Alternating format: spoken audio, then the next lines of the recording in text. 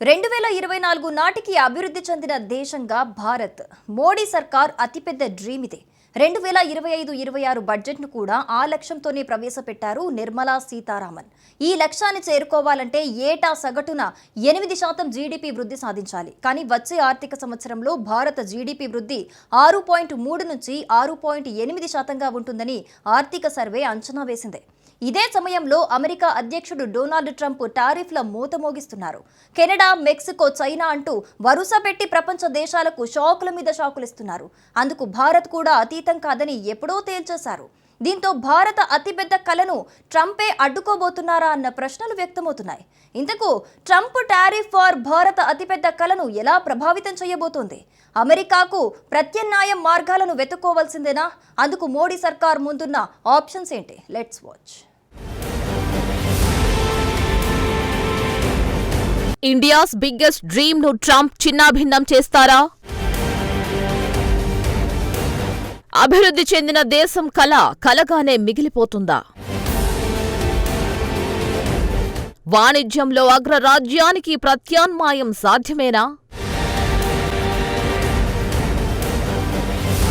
2047 నాటికి వికసిత్ భారత్ లక్ష్యాన్ని చేరుకోవడానికి ప్రస్తుత బడ్జెట్ సమావేశాలు విశ్వాసాన్ని, శక్తిని నింపుతాయని మోదీ విశ్వాసం వ్యక్తం చేశారు. 140 కోట్ల ప్రజలు ఈ తీర్మానాన్ని సమిష్టిగా నెరవేరుస్తారని పేర్కొన్నారు. ఓ సర్కార్లో దేశం భౌగోళికంగా, సామాజికంగా, ఆర్థికంగా సమగ్ర అభివృద్ధి దిశగా మిషన్ మోడ్లో ముందుకు సాగుతోందని చెప్పారు. ఆవిష్కరణలు, చేరికలు, స్థిరమైన పెట్టుబడులు దేశ ఆర్థిక రోడ్ మ్యాప్కు పునాదిగా ఉన్నాయని వివరించారు. ఇప్పుడే కాదు, ప్రధాని చాలా సందర్భాల్లో 2047 నాటికి భారత్ను అభివృద్ధి చెందిన దేశంగా నిలబెట్టడమే తమ లక్ష్యంగా చెబుతున్నారు. బడ్జెట్ ప్రసంగంలో నిర్మలా సైతం 2047 నాటికి అభివృద్ధి చెందిన దేశంగా భారత్ నిలుస్తుందని ఘంటాపథంగా ప్రకటించారు. और मैं विश्वास से कह सकता हूं कि 2047 जब आजादी के 100 साल होंगे, विकसित भारत का जो संकल्प देश ने लिया है, ये बजट सत्र, ये बजट एक नया विश्वास पैदा करेगा, नई ऊर्जा देगा कि देश जब आजादी के 100 साल मनाएगा. బడ్జెట్ సమావేశాలకు ముందు ప్రధాని మోదీ వ్యాఖ్యలే ఇవి. అయితే ఆ లక్ష్యాన్ని చేరుకోవాలంటే ఏటా 8% తగ్గకుండా జీడీపీ వృద్ధి నమోదు చేయాలి. కానీ బడ్జెట్ సమావేశాల వేళ విడుదల చేసిన ఆర్థిక సర్వే మాత్రం వచ్చే ఆర్థిక సంవత్సరంలో భారత జీడీపీ వృద్ధి 6.3 నుంచి 6.8%గా ఉంటుందని అంచనా వేసింది.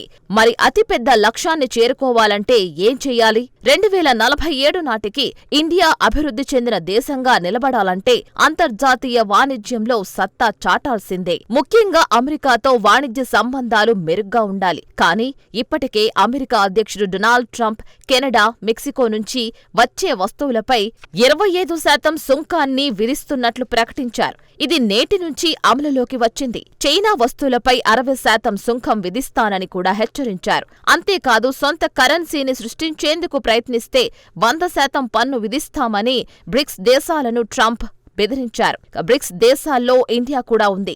కాబట్టి ట్రంప్ బ్రిక్స్ దేశాలను టార్గెట్ చేస్తే భారత్ పైన తీవ్ర ప్రభావం పడుతుంది. ఆ మాటకొస్తే ఇతర బ్రిక్స్ దేశాల కంటే కూడా అధికంగా నష్టపోయేది ఇండియానే. We have periodically reduced their tax burden. Right after 2014, the nil tax slab was raised to 2.5 lakhs of rupees, which was further raised to 5 lakh rupees in 2019 and to 7 lakh rupees in 2023. This is reflective of our government's trust on the middle class taxpayers. I am now happy to announce that there will be no income tax payable. మన దేశానికి America రెండవ అతిపెద్ద వాణిజ్య భాగస్వామిగా ఉంది. ఇరు దేశాల మధ్య వాణిజ్యం, పెట్టుబడులు గణనీయంగా పెరిగాయి. గత 10 ఏళ్లలో భారత ఎగుమతులు భారీగా పెరిగాయి. 2014 ఆర్థిక సంవత్సరంలో $39.1 బిలియన్ ఉన్న ఎగుమతులు 2024 ఆర్థిక సంవత్సరంలో దాదాపు $120 బిలియన్ పెరిగాయి. ఇంజనీరింగ్ ఉత్పత్తులు, రసాయనాలు, ఎలక్ట్రానిక్స్ సహా అనేక వస్తువులకు భారత్ కీలక గమ్యస్థానంగా ఉంది.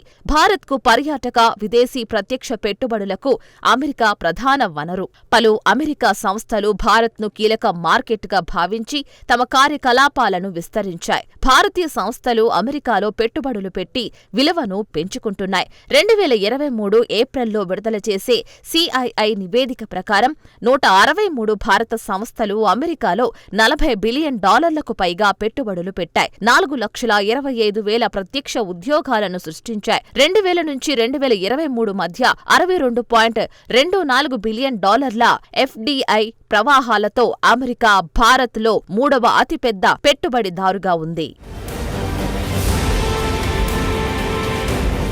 మరోవైపు అమెరికాకు భారత ఎగుమతుల్లో ఎలక్ట్రికల్ మిషనరీలు, విలువైన రాళ్లు, ఫార్మాస్యూటికల్స్ ప్రధానమైనవి. 2023 ఆర్థిక సంవత్సరంలో భారత్ అమెరికాకు 7,753 వస్తువులను ఎగుమతి చేసింది. 2022 ఆర్థిక సంవత్సరంలో అమెరికాకు ఎగుమతులు $73.17 బిలియన్ నుంచి 2023 ఆర్థిక సంవత్సరంలో $78.54 బిలియన్ పెరిగాయి. భారత్ నుంచి అమెరికాకు ఎగుమతయ్యే ప్రధాన వస్తువుల్లో ముత్యాలు, విలువైన రాళ్లు ఉన్నాయి. వాటి విలువ సుమారుగా $9.20 బిలియన్ అమెరికన్. 2023లో drug formulations, biologicals $6.77 billion, petroleum ఉత్పత్తులు $6.03 బిలియన్, బంగారం, ఇతర విలువైన లోహ ఆభరణాలు $3.32 బిలియన్, యాక్సెసరీస్ సహా RMG కాటన్ $3.12 బిలియన్ ఎగుమతి అయ్యాయి. అలాగే ఆ దేశం నుంచి ఇండియా ఖనిజ ఇంధనాలు, విలువైన లోహాలు, యంత్రాలను దిగుమతి చేసుకుంటోంది. ఇలాంటి సమయంలో ఒకవేళ ట్రంప్ భారత్పై సుంకాలు విధిస్తే 2047 వరకు అభివృద్ధి చెందిన దేశంగా మారాలన్న భారత కల నిజం కావడం కష్టమనేది విశ్లేషకులు చెబుతున్న మాట. నిజానికి భారత్ సహా ఇతర దేశాలపై భారీగా సుంకాలు విధిస్తామంటూ అమెరికా అధ్యక్షుడు ట్రంప్ చేసిన ప్రకటన నేపథ్యంలో మోదీ ప్రభుత్వం అప్రమత్తమైంది. అమెరికా వాణిజ్య విధానంలో మార్పులు వస్తే ఏం చేయాలన్న దానిపై కేంద్ర వాణిజ్య, పరిశ్రమల శాఖ అంతర్గత సమావేశాలు నిర్వహించింది. కానీ ఈ వ్యవహారంలో ఇండియాకున్న ఆప్షన్ ఏంటి? పూర్తిగా అగ్రరాజ్యంపైనే ఆధారపడకుండా యూరప్, మధ్యప్రాచ్య దేశాలతో కొత్త వాణిజ్య ఒప్పందాలు చేసుకుంటూ ప్రత్యామ్నాయ మార్గాలను అన్వేషించడం. చాలా కాలంగా మోదీ సర్కార్ ఆ ప్రయత్నాలే చేస్తుంది. గతేడాది భారత్ యూరప్ స్వేచ్ఛా వాణిజ్య సంఘం మధ్య జరిగిన ప్రీ ట్రేడ్ అగ్రిమెంట్ అందులోనే భాగం. ఈ ఒప్పందంలో భాగంగా యూరోపియన్ ప్రీ ట్రేడ్ అసోసియేషన్ రాబోయే 15 ఏళ్లలో ఇండియాలో $100 బిలియన్ పెట్టుబడులు పెడుతోంది. కెనడా, చిల్లీ, చైనా, మెక్సికో, దక్షిణ కొరియా వంటి 40 భాగస్వామ్య దేశాలతో EFTA ఇప్పటి వరకు 29 స్వేచ్ఛా వాణిజ్య ఒప్పందాలు చేసుకుంది. భారత స్వేచ్ఛా వాణిజ్యం లక్ష్యంలో EFTAతో ఒప్పందం కీలక మలుపుగా భావించొచ్చు. ఎందుకంటే ఈ డీల్తో భారత్లో తయారవుతున్న ఉత్పత్తులను ఎలాంటి సుంకాలు లేకుండా EFTA దేశాల్లో విక్రయించుకోవచ్చు. ప్రాసెస్ చేసిన వ్యవసాయ ఉత్పత్తులకు సుంకాల్లో రాయితీలు లభిస్తాయి. అంతేకాకుండా యూరోపియన్ దేశాలకు చేరేందుకు EFTA ద్వారా భారత కంపెనీలు స్విట్జర్లాండ్ను బేస్గా వినియోగించుకునే వీలుంటుంది. ఒక రకంగా ఇది చైనాకు కూడా షాకే. అమెరికా సహా ప్రపంచ దేశాలు చాన్నాళ్లుగా చైనాకు ప్రత్యామ్నాయం వెతుక్కుంటున్నాయి. ఇటీవల బ్రాసెల్స్లో జరిగిన సమావేశంలో వాణిజ్యంలో దూకుడు వైఖరిని కొనసాగిస్తూ ఉండడం, కీలకమైన ఖనిజాలు, సాంకేతిక పరిజ్ఞానాలు, ఎగుమతులపై ఆంక్షలు విధించడంతో పరోక్షంగా చైనాను ప్రస్తావిస్తూ ప్రత్యేకంగా కొన్ని ఆర్థిక వ్యవస్థలపైనే ఆధారపడడాన్ని తగ్గించాలని ఇండియా, EFTA నిర్ణయించాయి. ఇక్కడ చైనాపై ఆధారపడడం అంటే ఆ దేశ వస్తువులను దిగుమతి చేసుకోవడం తగ్గించుకోవాలని. తాజా నిర్ణయంతో చైనాతో వాణిజ్యానికి యూరోపియన్ దేశాలు గుడ్ బై చెబుతాయన్నమాట. మరి EU దేశాల అవసరాలు తీర్చేది ఎవరు? మన దేశమే. 2023 ఫిబ్రవరిలో ప్రారంభమైన India EU trade and technology council సైతం ఇరు ప్రాంతాల మధ్య సులభతర వాణిజ్య పద్ధతులను సిద్ధం చేయడానికి కృషి చేస్తోంది. భారత్ EU మధ్య సహకారాన్ని పెంపొందించడం, వాణిజ్యం, పెట్టుబడులను పెంచడం, భాగస్వామ్య విలువలను రక్షిస్తూ సాంకేతిక, పారిశ్రామిక నాయకత్వాన్ని పెంపొందించేందుకు ఈ కౌన్సిల్ పనిచేస్తోంది. సో భారత ఎగుమతులకు అమెరికాను మించిన మార్కెట్, అతిపెద్ద మార్కెట్ దిశగా యూరోప్ మారే అవకాశం లేకపోలేదు. కాకపోతే ఈ ప్రయత్నాల్లో వేగం పెంచాలి.